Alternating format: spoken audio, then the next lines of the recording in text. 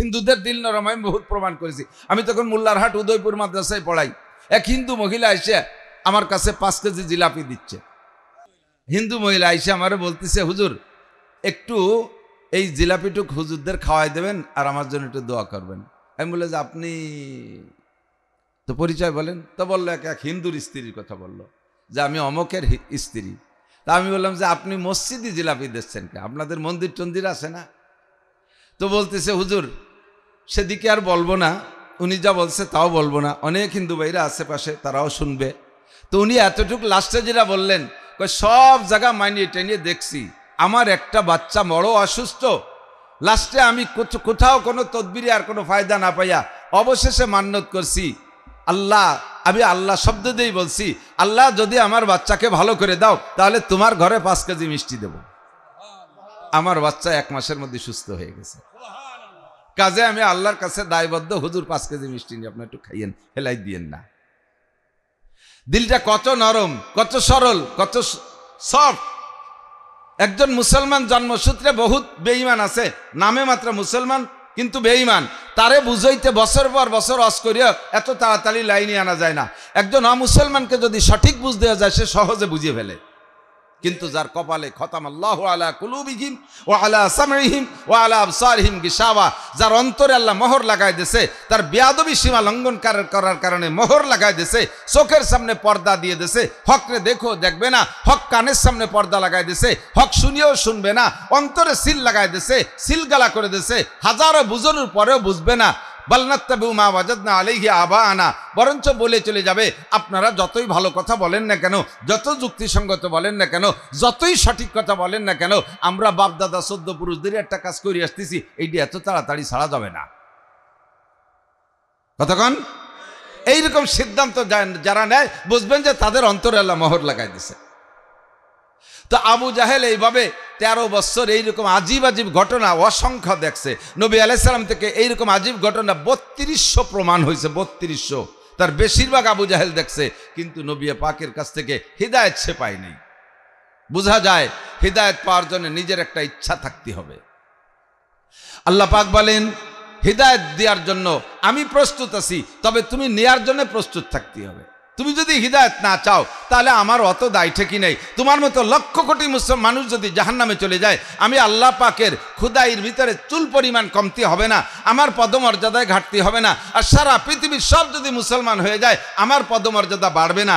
আমি আল্লাহ যেখানে আছি সেখানেই থাকবো। তবে হিদায়াত পাইলে তোমার লাভ, আর হিদায়াত না নিলে তোমার লস। কথা বোঝেন? হিদায়াত নেওয়া এবং না নেওয়ার ব্যাপারে তোমার আমি স্বাধীনতা দিয়েছি, তোমার আমি বিলকুল স্বাধীনতা দিয়েছি। মানি তাদা ফা ইন্নামা ইয়াহতাদি লিনাফসি, যে হিদায়াত গ্রহণ করবা তার স্বাধীনতা আছে, হিদায়াতের লাভালাভি তুমি উপভোগ করবা। আমান দাল্লা ফা ইন্নামা ইয়াদিল্লু আলাইহা, আর যে গুমরাহির পথ বেছে নিবা তার কপাল সেই পোড়াইবা। এ জায়গায় তোমাকে গুমরাহ হওয়ার জন্য সুযোগ আছে। দুনিয়ায় হাজারো প্রাণী বানাইছি, কোনো প্রাণীকে আমি স্বাধীনতা দেই নাই, এমনকি ফেরেশতাদেরকে আমি স্বাধীনতা দেই নাই। জিব্রাইলের এত ক্ষমতা, এত পাওয়ারওয়ালা যোগ্য সাহাব ফেরেশতা জিব্রাইল, সে ইচ্ছা মতো যা খুশি করতে পারে না। মিকাইল আলাইহিস সালামের এত ক্ষমতা, লক্ষ লক্ষ টনকে টন মেঘ মুহূর্তের ভিতরে এক জায়গা থেকে আর এক জায়গায় স্থানান্তরিত করে। এ মিকাইলের কোনো ব্যক্তিগত ক্ষমতা নাই, ইচ্ছা মতো যে কোনো জায়গা বৃষ্টি নামাইতে পারবে না, পারবে? কোথাও পারবে না। মিকাইল আলাইহিস সালামের যদি এরকম ব্যক্তি স্বাধীনতা থাকতো তাহলে আমরা বাঙালিরা ঘুষ পয়সা, আমরা তো ঘুষ দিয়ে গুরু, ঘুষ দিয়ে মিকাইল আলাইহিস সালামকে কিনে ফেলাই দিতাম একদিন। আজরাইল আলাইহিস সালাতু ওয়াস সালাম সারা পৃথিবীর সমস্ত প্রাণীকে ধ্বংস করে। কত বড় শক্তিশালী ব্যক্তিত্ব, এই ব্যক্তির ভিতরে কোনো স্বাধীনতা নাই। আমি বদদুয়া করলাম আর আজরাইল আলাইহিস সালামকে বললাম আপনারে 50 কোটি টাকা দেওয়া হবে বাংলাদেশ থেকে, ডোনাল্ড ট্রাম্পের নেতানিয়াহুরে মারিয়ে দেন। আজরাইল কি তা পারবে? যতক্ষণ পর্যন্ত আল্লাহর হুকুম না হবে আজরাইল এই কাম করতে পারবে না। কোনো ফেরেশতার স্বাধীনতা নাই, হাতিটারও স্বাধীনতা নাই, মানুষের কাছে ধরা পড়ে যায়, শিকলে বন্দী হয়ে যায়, ইচ্ছে মতো যা খুশি করতে পারে না। রয়্যাল বেঙ্গল টাইগার শক্তিশালী বাঘ, একটা বাঘ যদি টেকেরহাট মাদারীপুর এই জলিলপাড় এলাকায় ঢুকছে বলে খবর পাই, আমরা একজনের জায়গা থাকবো না, দৌড়ই যার যার বাড়ি চলে যাব। অথচ এক বাঘে এত মানুষে খাতি পারবে না, এটা আমরা ভালোই জানি, ঠিক না? কিন্তু একটা বাঘের ভয়তে এখানে থাকবো না। সেই এত বড় শক্তিশালী বাঘটারও স্বাধীনতা নাই। চিড়িয়াখানায় যেয়ে দেখেন কবে আটকায় তুইছে সেই জেলখানার ভিতরে বসে বসে এতেকাপ করতেছে, চারটে দিলি খায় না দিলি রোজা খায়, বসে বসে আল্লাহ বিল্লারে। তার স্বাধীনতা শেষ। কতক্ষণ? বনের রাজা সিংহ তারে আটকাই তুইছে, স্বাধীনতা শেষ। 50 লক্ষ টাকা 20 লক্ষ টাকা দামের একটা ষাঁড় গাবতলির হাটে কুরবানির সময় বিক্রি হলো, 2 টন তার গায়ে ওজন। কত শক্তি তার! তারও স্বাধীনতা নাই যে আর একজনের জমিতে যে ধান খাবে, ইচ্ছে মতো মার দিয়ে পরের ফসল খেয়ে বেড়াবে, তারও স্বাধীনতা নাই। গলায় পায়ে শিকল দিয়ে তারা বান্ধিয়ে রাখে। ঠিক কি ঠিক না? তো মানুষের স্বাধীনতা আছে না নাই? মদ খাবেন, আল্লাহ মুখ ব্যাখ্যা করে দেয় না। সাথে সাথে জিনা করবেন, সাথে সাথে আল্লাহ তাআলা ফেরেশতা দিয়ে পিটান শুরু করে দেয় না। সারা জীবন নামাজ পড়েন না, এর জন্য আল্লাহ আপনার অক্সিজেন বন্ধ করে দেয় নাই, আপনার জন্য ভাত কাপড় বন্ধ করে দেয় নাই। আপনি দুর্গা পূজায় যান, সে জায়গা যাওয়ার সময় আল্লাহ আপনার ঠ্যাং ভেঙে দেয় না। কালী পূজা, লক্ষ্মী পূজা, সরস্বতী পূজা, উড়াকান্দি যান মুসলমান, যাওয়ার সময় আপনার গাড়ি অ্যাক্সিডেন্ট করে না। আপনি গান বাজনা শুনতে যান, যাওয়ার পথে আল্লাহ পাক আপনাকে হস্তক্ষেপ করে না। চুরি করার সময় হাত কান প্যারালাইসিস করে দেয় না। ডাকাতি করার সময় আপনার হাত কান প্যারালাইসিস করে দেয় না। গান শোনার সময় কান্ডা বয়রা করে দেয় না। মদ গাঁজা বা ফেন্সিডিল খাওয়ার সময় মুখখান্ডে প্যারালাইসিস করে দেয় না। আপনি হারাম খাইতেছেন, জিব্বে দিয়ে কত জিব্বেটারে অচল করে দেয় না। আপনি এই জিব্বা দিয়ে কত মিথ্যে কথা বলতেছেন, আল্লাহ পাক আপনার জিব্বাটাকে প্যারালাইজ করে দিচ্ছে না। তাৎক্ষণিকভাবে কোনোই অ্যাকশন আল্লাহ পাক নিচ্ছে না। এর মানেই হলো জগতে আপনি ভালো মন্দ যাহাই করবেন, সব জায়গা সব কিছু করার স্বাধীনতা আপনার আছে। কতক্ষণ? মসজিদে যাবেন, এর জন্য আল্লাহ আপনার স্বাধীনতা দিয়েছে। মন্দিরে যাবেন, স্বাধীনতা দিয়েছে। মাদ্রাসায় যাবেন, যাওয়ার স্বাধীনতা আছে। স্কুলে যাবেন, যাওয়ার স্বাধীনতা আছে। টুঙ্গির ইস্তেমায় যাবেন, যাওয়ার স্বাধীনতা আছে। উলাকান্দি ঠাকুর বাড়ি যাবেন, যাওয়ার স্বাধীনতা আছে। আছে না নাই? ও জায়গা যাইতে, খারাপ জায়গা যাইতে গেলে ঠ্যাং ভেঙে দেয় না, পা ভেঙে দেয় না। আবার ভালো কাজের জন্য আল্লাহ পালকিও পাঠায় দেয় না। এই যে মাহফিলে আছেন, কাজটা ভালো না মন্দ? মন্দ না ভালো? ভালো কাজ। এর জন্য কি আপনাকে কের বাড়ি আল্লাহ আলাদা করে ফেরেশতা যে ফালকি ভেটাই দিছে, ব্যান ভেটাই দিছে? যার যার কায়দায় সেই সে আইছেন। স্বাধীনতা আছে, এই বিদায় আমরা আসতে পারছি। স্বাধীনতার বদৌলতে আর এক দল আসে নাই, ঠিক না? এই স্বাধীনতা নিয়ে আপনি যদি ভালো কাজ করেন, স্বাধীনতাকে যদি ভালো জায়গা ব্যবহার করেন, তাহলে আপনার লাভ কি? মানি তাদাফা ইন্নামা ইয়াহতাদি লিনাফসি, হিদায়াতের বিনিময়ে আমি আল্লাহ পাক রেখেছি বিশাল কিছু। জান্নাতিন তাজরি মিন তাহতিহাল আনহার খালিদিনা ফিহা আবাদা রাদিয়াল্লাহু আনহুম ওয়া রাদু আন। জোরে বলি সুবহানাল্লাহ। তোমাদের জন্য রেখেছি জান্নাত। কেমন জান্নাত? খেয়াল করেন, তোমাদের জন্য হিদায়াত প্রাপ্তদের জন্য রেখেছি পুরস্কার। পুরস্কারের নাম হলো জান্নাত। আখিরাতে কি পাবা? কি তার মধ্যে? ওয়ালাকুম ফিহা মা তাশতাহি আনফুসুকুম ওয়ালাকুম ফিহা মা তাদউন। জান্নাতীদেরকে জান্নাতে ঢুকাই দিয়া আল্লাহ তাআলা প্রত্যেক জান্নাতীকে তার আমলের প্রতিদান বুঝাই দেবে। প্রত্যেক আমলের প্রতিদান বুঝাই দেবে। কি কারণে? তুমি কি পাইলা? তোমার জান্নাতের ভিতরে এই যে দেখতেছো, এটা নামাজের বিনিময়, এইটা দেয়া হলো রোজার বিনিময়, এইটা হজের বিনিময়, এইটা জাকাতের বিনিময়, এইটা তিলাওয়াতের বিনিময়, এইটা জিকিরের বিনিময়, এইটা ফরজের বিনিময়, এইটা ওয়াজিবের বিনিময়, এইটা তাহাজ্জুদের বিনিময়। একটা একটা করে বুঝাই দেবে। জান্নাতের মধ্যে 4টে নদী থাকবে। কয়টা নদী? প্রত্যেকের জান্নাতে থাকবে। এর পুরো বেস্তে 8টা বেস্তে জড়ায় 4টে নদী। তালিতে আবার শেষে ওই নদী নিয়ে আবার উজনে যারা তারা ইন্ডিয়া লাগে মতো আবার বানটান দিয়ে পানি বন্দরি দিতে পারে। এই 4 নদী কি কি? পদ্মা, মেঘনা, যমুনা, মধুমতি। আসালাম মুসাফা 1 নম্বরে, মা আন্তহুরা পবিত্র পানির নদী। কোন সুবহানাল্লাহ। আসালাম মুসাফা 2 নম্বরে, মধুর নদী। মধু খাইতে শাক কাটা লাগবে না, নদী ভরা মধু। 3 নম্বরে লাবানান খালেসা, পিওর দুধের নদী। ও নদীতে খালি দুধ, ও দুধের মধ্যে আবার চিংড়ি মাছ নাই। ও নদীর দুধের ভিতরে কোনো ভেজাল নাই, কোনো পানি নাই, পিওর দুধ। আর দুধ দুধ খাইতে গাই পালা লাগবে না, গোবর ফেলানো লাগবে না, ঘাস কাটা লাগবে না। কন্যা সুবহানাল্লাহ। 4 নম্বরে শারবাতান সায়েগান লিশারিবিন, কলিজা ঠান্ডা করার মতো শরবতের নদী। আপনাকে বুঝাই দেওয়া হবে, প্রথম দিন পুরুষরা জান্নাতে যাবেন। এক একজন পুরুষকে আল্লাহ তাআলা 72 জন স্ত্রী দেবে প্রথম দিন। এবার একটু সুবহানাল্লাহ কম যে, কম হয়ে গেছে বউ। 72 জন বউ নাকি? ভয়তে সুবহানাল্লাহ করলেন না? যে আমাকে বাড়ির পাশে একজন 2 বোর জ্বালায় বাড়িই থাকতে পারে না, 12 মাস কাল তবলিগি খায়, আর 72টা বউ বলি বেশটা তো দূরই কথা, দোজকেই থাকতে পারবো না নাকি তা। আল্লাহর কসম ওই বউকের মধ্যে জ্ঞানজাম হবে না। 72টা স্ত্রী, বলবেন কি সুবহানাল্লাহ। কমে গেলে আর একটু বলি, পরিষ্কার হাদিস, সহি হাদিস, জান্নাতের ভিতরে এমনি তার এই যে কেলাকে সুকিনের বাজার হবে না, ওগুলো যা দরকার সব যা ঘরে ঘরে বসে পাবেন, অনলাইনে চলে আসবে। বউ কিনতে একটা বাজারে যা লাগবে, ওই বাজারের নামই বউ বাজার। এক একজন জান্নাতি পুরুষ প্রত্যেক মাসে 1000 করে নতুন করে বিয়ে করবে, কন্যা সুবহানাল্লাহ। ওই সারা জমিতে এত বউ যে কি করব, সে যা করার দরকার সেই সময় করেন, কিন্তু পাবেন আমি কয়ে দিয়ে গেলাম। এরপরে কথা সব দেওয়ার পরে কি বলে, এদিক তাকান, জান্নাতের ভিতরে ঘর বাড়ির দরকার না। জান্নাত কিন্তু একটা ফাঁকা জায়গা, জান্নাত একটা খোলা মাঠ, ওর মধ্যে কিচ্ছু নাই আপাতত। যারা যারা দুনিয়ায় আমরা কলেমা পড়েছি, কলেমা পড়ে সাবালে ঘর আগে কলেমা পড়ার আগ পর্যন্ত আমার নামে কোনো বরাদ্দ নাই। আমার নামে এক দাগ জমি আছে, কিন্তু ওইটাকে আমার নামে আনতে হলে, রেকর্ড সংশোধন করে মিউটেশন কমপ্লিট করে নামে আনতে হলে লাগবে লা ইলাহা ইল্লাল্লাহ মুহাম্মাদুর রাসূলুল্লাহ। এই কলেমা পড়ে জমি রেকর্ড করতে হবে। যারা কলেমা পড়েছে প্রত্যেকের নামে এক দাগ জমি দলিল হয়ে গেছে, বলেন সুবহানাল্লাহ। জমিটা কটুক আপনাদের এই বিলির মতো একটুক না, কমপক্ষে সবচেয়ে ছোট জান্নাত যে পাবে এই দুনিয়ার সমান 10 দুনিয়া সমপরিমাণ জমিন তার দলিল। এক কলেমার এত জোর যে এক কলেমায় এত বড় জমি দলিল করে দিছে। তবে জমিটা ফাঁকা, একটা দুগলো গাছের আগাও নাই, পুরো সমান চর। এখন ওই জায়গা যা বানাবেন এই দুনিয়ার থেকে বানায় নিয়ে যেতে হবে। এই দুনিয়ার থেকে সিস্টেম কি, আপনি যত আমল করবেন এই আমলের বিনিময়ে আপনার বেহেশতের ভিতরে তৈরি হতে থাকবে পণ্য। যে ধরনের আমল করবেন ওই ধরনের আমলের বিপরীত আল্লাহ পাক এক একটা নিয়ামত রাখছে। ওই 4টে নদী পাইতে এক আমল, তারপরে বাগবাগান পাইতে আলাদা আমল, স্ত্রী এই হুর পাইতে আলাদা আমল। আপনাকে জান্নাতের ভিতরে যদি ঘর বাড়ি দালান কোঠা বানাইতে হয়, এর জন্য একমাত্র আমল হলো কোরআনে কারীমের তিলাওয়াত। যারা শুধু সূরা ফাতিহা জানেন আর কোনো কিছু জানেন না, আলহামদুলিল্লাহ সূরা জানেন তো সবাই, আলহামদুলিল্লাহ সূরা জানেন, শুধু আলহামদুলিল্লাহ সূরা ছাড়া কিছু জানেন না। জীবনে যতবার আলহামদুলিল্লাহ সূরা পড়বেন অতটা 7 তালা দালান হবে। যতবার আলহামদুলিল্লাহ সূরা পড়বেন অতটা 7 তালা দালান হবে।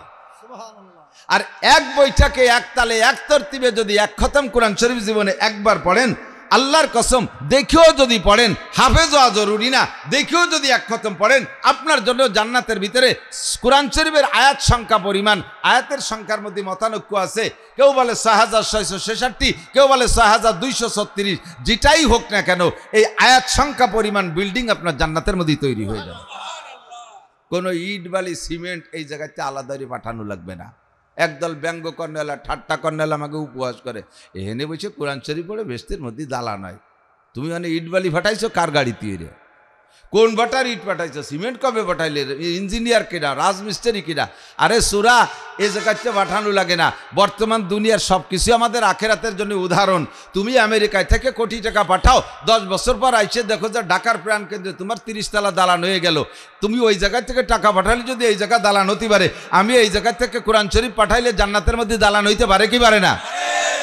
ঠাট্টা হয়ে রেখা বাপের কবরের ভিতরে কুলুসুরো বইয়ে নিয়ে কি পাঠাও, কবর দিয়ে গাদাইয়ে টাইট করে পাড়াইয়ে বন্ধুরে তুই একটু হুটু ভাটা দরজা রাখো না কোনো জায়গায় দিয়ে। এই কুলুসুরো ঢোকে কোন জায়গায় দিয়ে?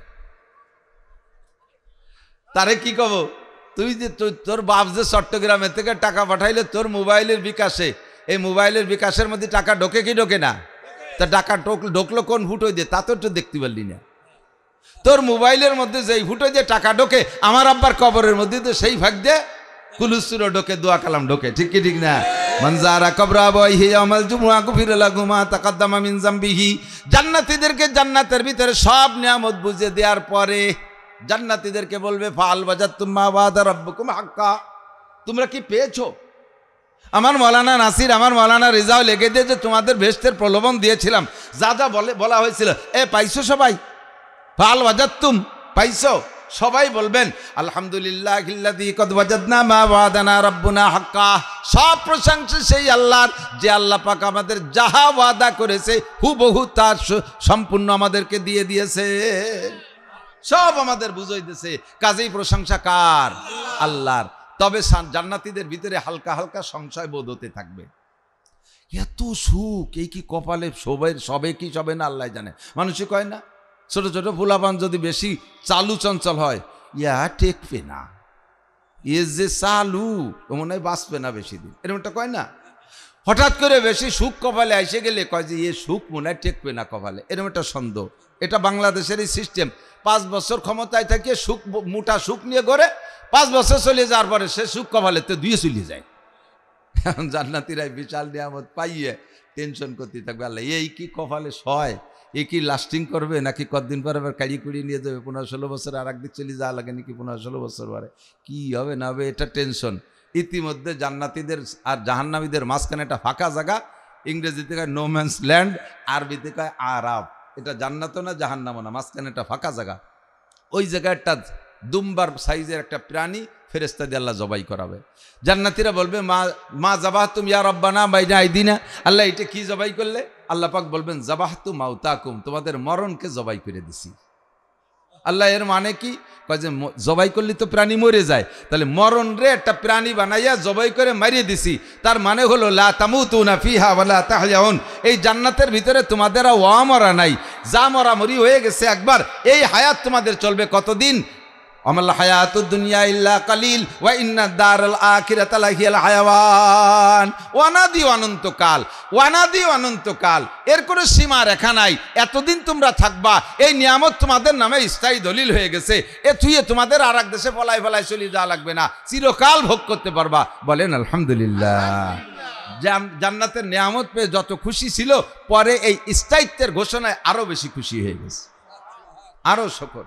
জাহান্নামীরাও দেখবো ওই প্রাণীটার জবাই, ওদেরকেও বুঝাই দেওয়া হবে। তোমরা যে জাহান্নাম খাটতিছো, একটা জিনিস, এটা একজন একটা থাপ্পড় দিছে, রাগ করে একটা থাপ্পড় দিছে, থাপ্পড় একটা জায়গা 5টা দেন, কি জন্য দিলেন বুঝই কন, ঠিক না? না বুঝাইয়ে টুয়োটা একটা চর দিলি, বারা তো অভিযোগ থেকেই যায়, তুমি এই মিথ্যে কথা কইছো এই জন্য এটা চর দিলাম। সত্যি মিথ্যে কথা কইছি, চরটাও খাইছি, সমান সমান হয়ে গেছে, মনে আর কোনো দুঃখ থাকে না। না কয়ে বলে একটা চর দিলি, তখন একটা খারাপই লাগে, কি জন্য মারলেন বুঝই কন। তো জাহান্নামীরা আল্লাহর কাছে বলবে, আল্লাহ আমরা এই জাহান্নামের ভিতরে এত শাস্তি পাইলাম, কি জন্য পাইলাম বুঝই কও। আল্লাহ পাক বলবেন, তোমার বুঝো কি বুঝবো, এদিক তাকান খেয়াল করেন। তুমি যে নামাজ পড়ো নাই, এই নামাজের জন্য প্রত্যেক একাকক্তের জন্য 200 কোটি, খেয়াল প্রত্যেকটা শাস্তি বুঝই দেবে, যেমন জান্নাতীদেরকে বুঝই দিয়েছে। নামাজের জন্য এটা, রোজার জন্য এটা, তিলাওয়াতের জন্য এটা, এভাবে বুঝই দিয়েছে। এই জায়গায় একটা আচানক একটা বালাখানা জান্নাতের ভিতরে, বলবে আল্লাহ এইটা তো সব আমল তো বুঝই দিলে, এই যেটা বালাখানা দেখি কে? আল্লাহ পাক বলবেন, কে উলামায়ে কেরামের কাছে শোনে নাই, মাম্বানা মসজিদান লিল্লাহ বানাল্লাহু লাহু বাইতান ফিল জান্নাহ। যে লোক মসজিদ নির্মাণ করে, মসজিদ আবাদ করে, মসজিদ তৈরি করে, মসজিদের খেদমত করে, মসজিদে রেগুলার যায়, মসজিদের পাটি পরিষ্কার, মসজিদ ঝাড়ু দেয়, মসজিদে পাটি বিছায়, কয়েল জ্বালায় দেয়, ফ্যান চালায় দেয়, লাইট লাগায় দেয়, এই সমস্ত মানুষদের জন্য আল্লাহ তাআলা জান্নাতের মধ্যে আলাদা একটা বালাখানা বানাবে। এটা শুনছিলে না? বলে হ্যাঁ, বলে এই যে হলো সেইটা, বলবেন না সুবহানাল্লাহ, এইটা হলো সেইটা। এইরকম জাহান্নামীরাও বলবে, আল্লাহ ওদেরকে তো বুঝাই দিলে আমলের বিনিময়, আমাদের কোন আমলের বিনিময়ে এই শাস্তিগুলো দিচ্ছে একটু বলো। আল্লাহ পাক বলেন, 1 নম্বরে তুমি বেঈমান হওয়ার কারণে, 1 নম্বরে তুমি আমাকে স্বীকার করো নাই দুনিয়ায় থাকতে, আল্লাহ বলে স্বীকার করো নাই, কলেমা পড়ো নাই, তুমি ইসলামকে মানো নাই, আখেরাত মানো নাই, এর কারণে 1 নম্বর পুরস্কার হলো এই যে প্রাণীটা জবাই দিছি না, খালিদিনা ফিহা আবাদা, চিরকাল জাহান্নামের মধ্যে থাকবা, লা তামুতুনা ফিহা ওয়ালা তাহয়াউন, এর মধ্যে কোনো ওয়ামরা নাই, একবারই ঢুকছো তো অনাদি অনন্তকাল পুড়তে থাকবা। জান্নাত কিনতে পারে নাই, জায়গা পাই নাই জান্নাতের ভিতরে, তো কলেমা ছেড়ে দেওয়ার কারণে আলাদা একটা জায়গা পাইছে, সেই জায়গাটার নাম হলো জাহান্নাম। এটা হলো তোমার কলেমা না পড়ার আমল। 2 নম্বরে নামাজ পড়ো নাই, কলেমা পড়ছো কিন্তু নামাজ পড়ো নাই, এই নামাজ না পড়ার কারণে তোমার শাস্তি কি? তুমি এর ভিতরে প্রত্যেক 1 ওয়াক্ত নামাজের বিনিময় 200 কোটি। মুসলমান বিশ্বাস করো, বিশ্বাসের অভাবে মানুষ নামাজ পড়ে না। আপনার আমল নামায় 50টা হজ আছে, 200 উমরা আছে মক্কায় যারা থাকে, তাদের হজ আর উমরায় তো বেশি বাঁধে না। হজ করতে বাঁধলেও উমরায় বাঁধে না। হজ করতেও সৌদিতে বিধিনিষেধ মেনে চলা লাগে। উমরা করা যায় এহরাম পরে এক মসজিদ থেকে, ওই আয়সা মসজিদ থেকে অথবা তায়েফের থেকে এহরাম পরে এসে তওয়াফ করা, উমরা তওয়াফ করলে উমরা হয়ে যায়। এরকম উমরা 500 করেছেন, পয়সা আছে 50 বার হজ করছেন, এই দিয়ে আপনার অন্য পুরস্কার পাবেন। কিন্তু কবর আযাব থেকে বাঁচতে হলে, কবর আযাব থেকে 5টা পুরস্কার, 4টে পুরস্কার আখিরাতে, এই 4টে পুরস্কার পাইতে হলে একমাত্র নামাজ। নামাজ ছাড়া ওই 4টে থেকে 4টের একটাও আপনি পাবেন না। 1 নম্বরে কবর আযাব থেকে বাঁচতে হলে আপনাকে নামাজ লাগবে। কবর আযাব সত্য না মিথ্যা? কবর আযাব মিথ্যা না সত্য? বিশ্বাস হয়? যদি বিশ্বাস হয়, আল্লাহর কসম কবর আযাব সত্য। নবী পাক বলেছেন আযাবুল কবরে হক্কুন, কবর আযাব সত্য। একে যদি বিশ্বাস করেন তাহলে বাঁচতে হলে অন্য কোনো আমলের দ্বারা হবে না। 5000 খতমে কোরআন আছে, তার বিনিময়ে নেকি পাবেন আলাদা, অন্য পুরস্কার পাবেন। হজ উমরা করছেন, তার বিনিময়ে পাবেন অন্য আমল, তার দ্বারা অন্য পুরস্কার পাবেন। কিন্তু কবর আযাব থেকে বাঁচতে হলে 1 নম্বরে নামাজ। কিয়ামতের মাঠে ডাইন হাতে আমল নামা ছাড়া 1 কদমও সামনের দিকে বাড়া যাবে না।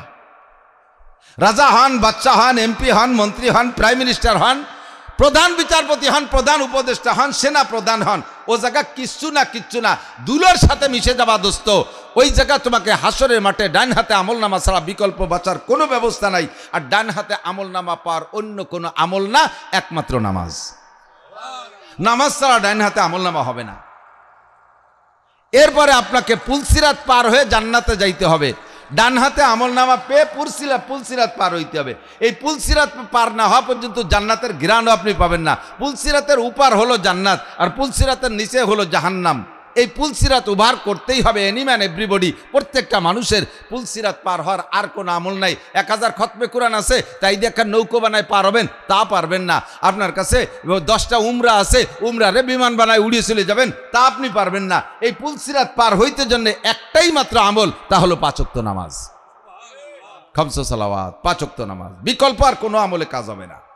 এরপরে মিজান হবে, পুলসিরাতের উপর মিজান, দাড়িপাল্লা। এই দাড়িপাল্লায় মাপ, বিনা মাপে মাপা ছাড়া, ওজন করা ছাড়া, হিসাব ছাড়া, বিনা হিসাবে যদি জান্নাতে যাইতে পারেন তাহলেই জান্নাতে যাওয়া সহজ।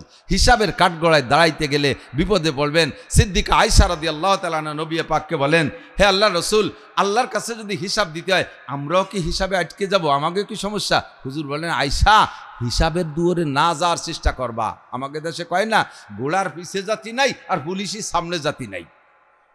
ঘোড়ার পিছনে গেলে জোড়া লাথিতে চিৎ করে ফেলাই দেয়, আর পুলিশের সামনে গেলেই যে কোনো না কোনো আইনি ভেসাই ফুসাই আটকায় দেয়।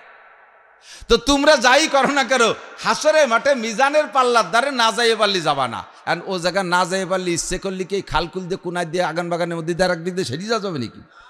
ও জায়গা তো পাকা গেট, ফেরেস্তা রয়েছে দাঁড়ায় মোড়ে মোড়ে, কোনো উপায় নাই। ওই ছাড়া, ওই পথ ছাড়া পুলসিরাত পার হওয়ার পরে মিজানের ঘাট পার হইতেই হবে। ও জায়গায় হিসাবে গেলে কেউ পার হতে পারবে না। হুজুর বলেন, আয়েশা, মান হুসিবা নুকিসা, যেই হিসাবের কাঠগড়ায় দাঁড়াবে সেই বিপদে পড়ে যাবে। কাজেই বিনা হিসাবে পার হওয়ার ব্যবস্থা নাও।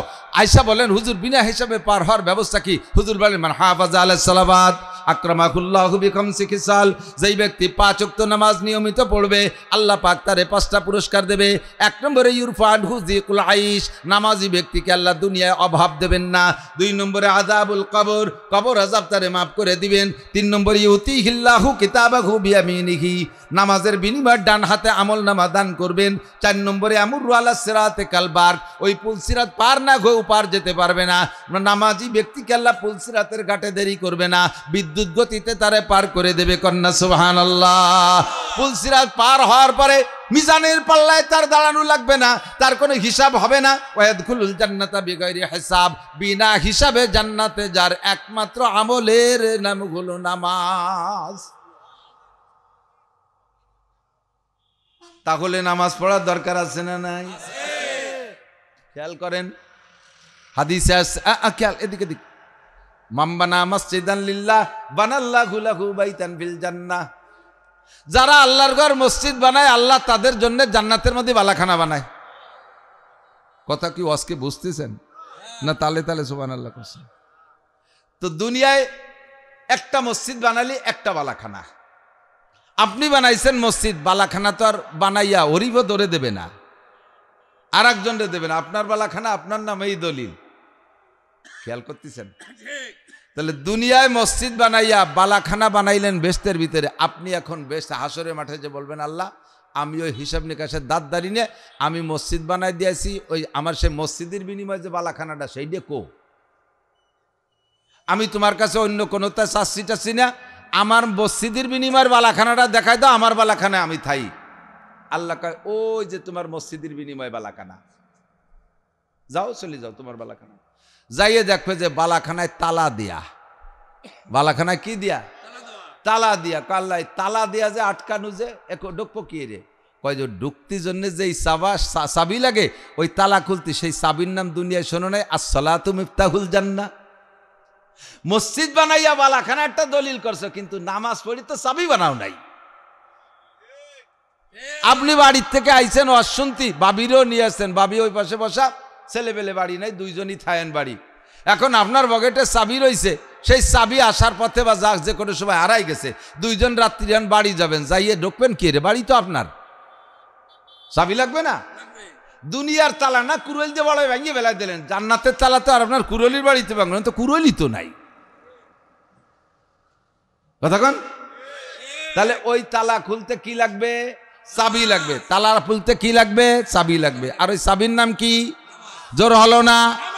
চাবির নাম কি? জান্নাতি তালার চাবির নাম নামাজ। লিকুল্লি মিফতাহিন আসনান। এবার সব চাবিতে দাঁত আছে, সব চাবিতে কি আছে? দাঁত ছাড়া সোজা চাবি হয় না। এই যে আমার মেলা ডুন আছে, চাবি আছে, দাঁত ছাড়া কোনো চাবি নাই। তো লিকুল্লি মিফতাহিন আসনান, সব চাবিতে দাঁত আছে, আর সব দাঁতও সমান না। সব দাঁত কি সমান? ছোট বড় আছে না? নামাজও যদি জান্নাতের চাবি হয়, তারও দাঁত আছে, তারও দাঁত করা সমান না। 13টা বড় দাঁত, 13টা এর নাম হলো আহকাম 13 ফরজ। এই 13টা কি? বড় দাঁত। 14টা মাঝিয়ে দাঁত, 2 নম্বর সেকেন্ড। 14টা ওয়াজিব, 14টা ওয়াজিব।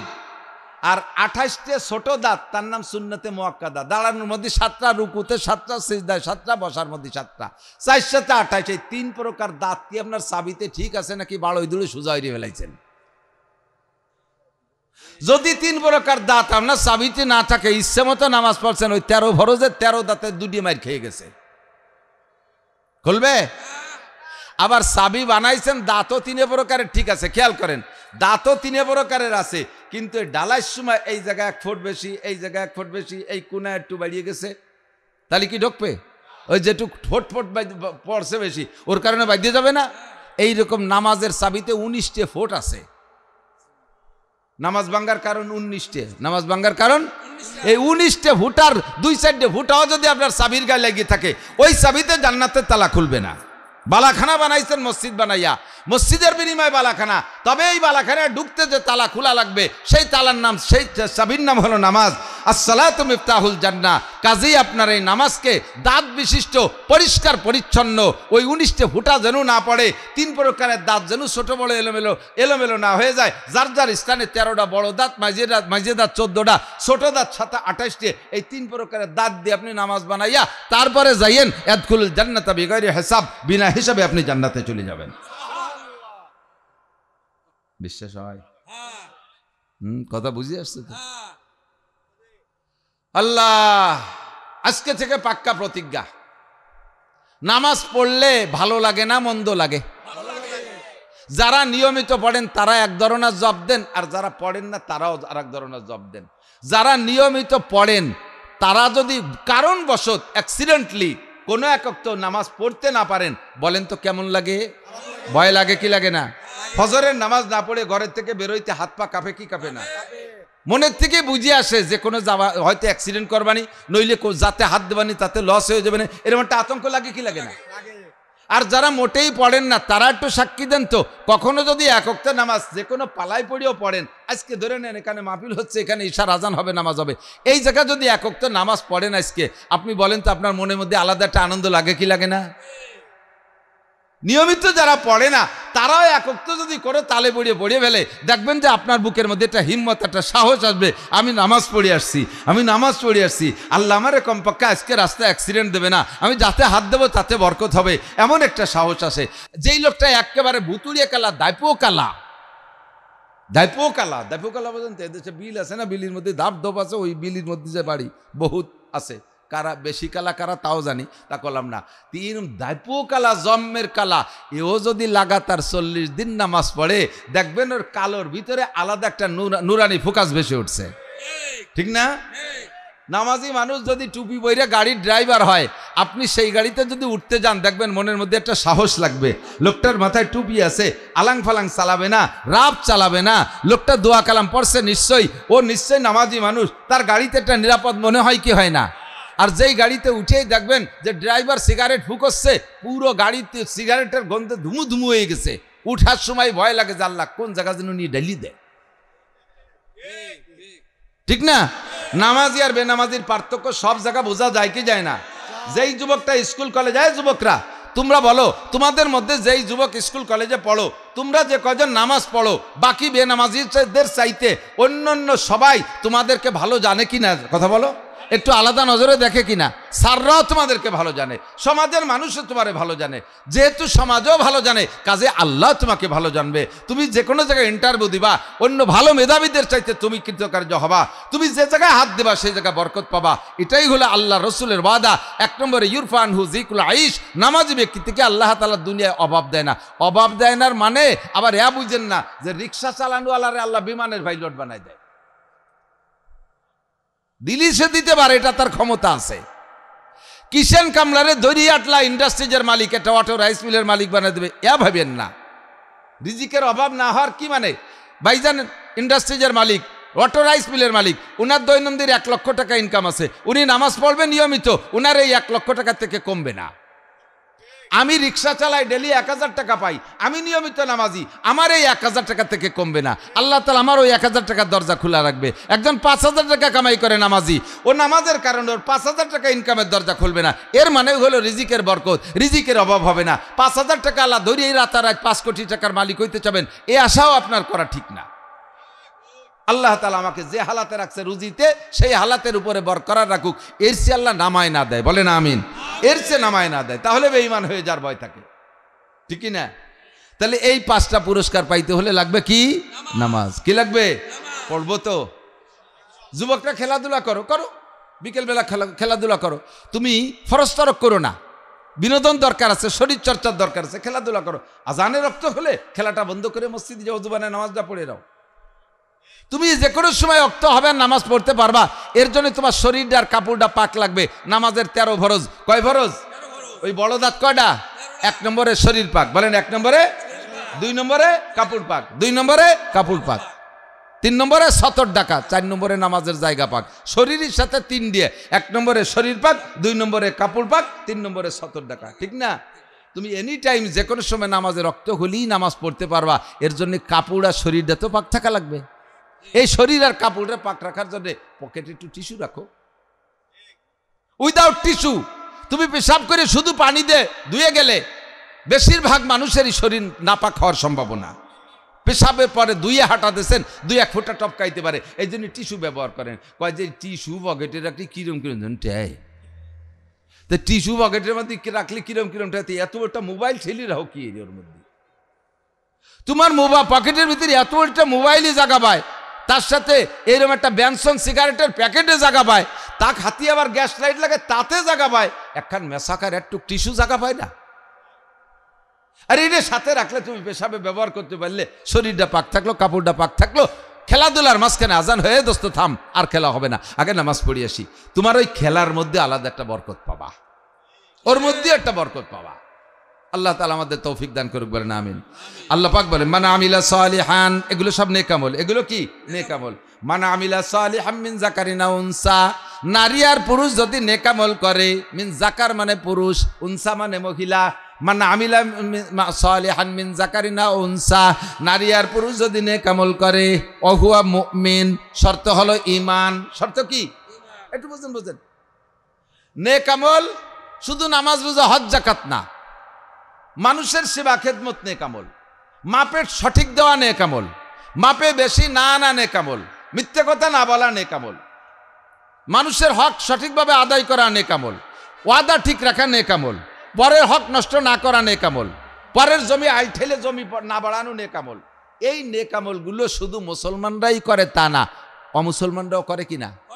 বহুত হিন্দু আছে, কথায় কাজে মিল আছে না নাই? টাকা নিয়ে যে তারিখে ওয়াদা করছে সেই তারিখ মতো দেয় কি দেয় না? বহু হিন্দু ভাই আছে, তারা পাশের জমি ঠেলিয়ে খায় না, আছে না নাই? এটা অবশ্যই তার নেক আমল।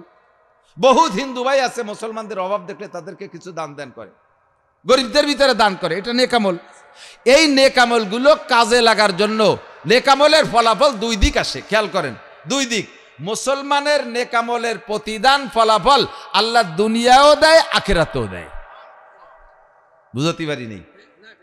প্রত্যেক নেক আমলের প্রতিদান আল্লাহ তাআলা দুনিয়াও দেয়, আখিরাতেও দেয়। এর জন্য শর্ত হলো অহুয়া মুমিন, সে ঈমানদার হতে হবে। আর অমুসলমানরা যদি নেক আমল করে, আল্লাহ তাআলা কাহারও নেক আমলকে বৃথা যেতে দেয় না।